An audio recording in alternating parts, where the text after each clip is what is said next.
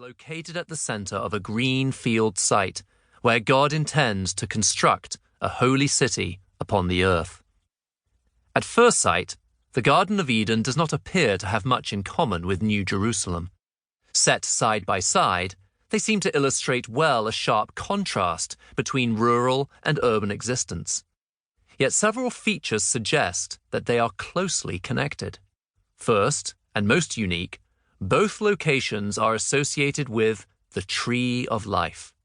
In Genesis, the Tree of Life stands in the middle of the garden, surrounded by many other plants. Genesis chapter 2, verses 16 and 17. While little is said about this tree, it clearly had the potential to give immortality. After Adam and Eve betray God and are expelled from Eden, God deliberately prevents them from accessing this life-giving tree. Genesis chapter 3, verses 22 through 24. Revelation chapter 22 presents a very different situation, for the leaves of the tree of life are freely available for the healing of the nations. Verse 2. This life-changing tree is mentioned nowhere else in Scripture, strongly suggesting that the two locations are closely linked. Second, only in the biblical accounts concerning the Garden of Eden and New Jerusalem do God and humans communicate directly with each other, face to face. Throughout the rest of Scripture, attention is drawn to the alienation between God and people. The divine-human relationship was tragically broken when Adam and Eve were expelled from the Garden of Eden. The situation described in New Jerusalem involves the restoration of this relationship.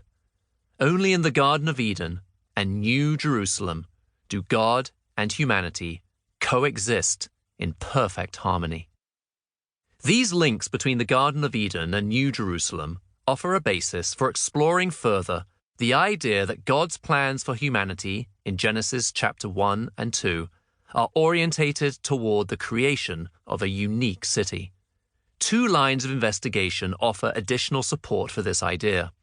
First, there is among biblical scholars a growing recognition that the Eden narrative contains features that link it with later Israelite sanctuaries, especially the tabernacle and the Jerusalem temple. This is in keeping with the idea that God intends to dwell on the earth. Second, in Genesis chapter 1, God instructs humans to be fruitful and multiply and fill the earth. This points towards the eventual creation of a worldwide community. While the early chapters of Genesis do not explain why people should fill the earth, the expectation is created that God and humanity will subsequently live together on earth in harmony. But as we shall see, a tragic event catastrophically undermines progress toward this end. Before expanding on these two related topics, an important observation needs to be made briefly regarding the interpretation of Genesis chapters 1 through 3. These chapters exhibit a concise narrative style and are limited in what they communicate. With minimum detail, the opening chapters of Genesis set the scene for all that follows. Consequently, these chapters contain examples of proleptic ambiguity. Ideas are introduced briefly, with the expectation that these will be developed more fully in the subsequent narrative. The ongoing story clarifies what may initially be ambivalent or vague in Genesis chapters 1 through 3. For this reason, it is important to read and understand the opening chapters of Genesis in light of what follows them. Unfortunately, too often scholars attempt to explain the subtleties of Genesis chapters 1 through 3 without giving sufficient consideration to the remainder of Genesis. Recent research on the opening chapters of Genesis has drawn attention to various ways in which the Garden of Eden resembles later Israelite sanctuaries. The entrances to Eden and later sanctuaries are located to the east and guarded by cherubim.